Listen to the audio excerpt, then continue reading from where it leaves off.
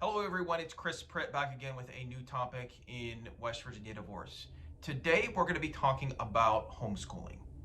One of the issues that comes up from time to time in a West Virginia divorce case is the issue as to whether a child or children should be homeschooled. It's actually become much more prevalent nowadays because of the escalation of COVID. Sometimes you have one parent that wants the child to stay home and be homeschooled. You have the other parent that wants the child to actually go to public school or private school.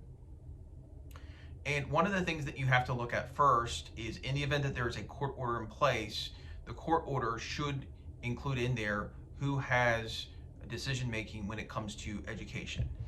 Now, typically it is going to be joint decision making, but not always.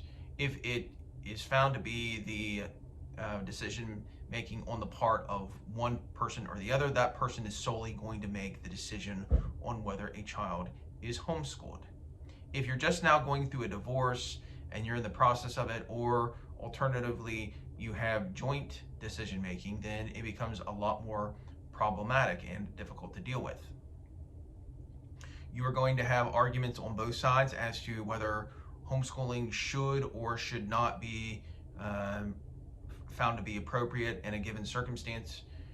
Worst case scenario, what's going to happen is, if you cannot reach an agreement or resolution on that issue, both sides would get a chance to present to the judge whether they think the homeschooling is in the best interest of the child.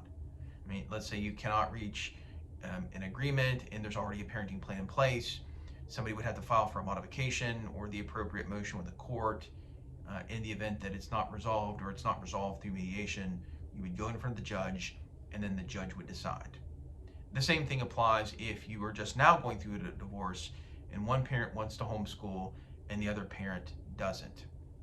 And I can tell you, as a general rule of thumb in my experience, the courts are more inclined, at least the judges I've been in front of, they are more inclined to go with an alternative other than homeschool if one of the parents is objecting to it. Okay, and it's just how the system is set up. Perhaps the judges look at it from the perspective of, well, I feel safer if the child is in a public school setting where they can be monitored, or private school in many instances.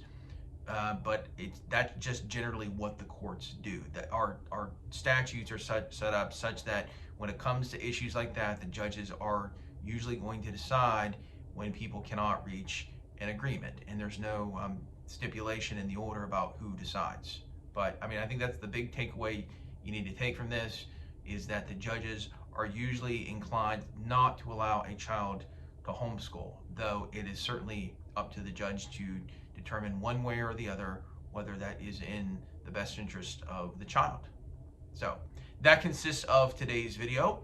If you have any questions at all, feel free to give me a call or send me an email. Have a good day.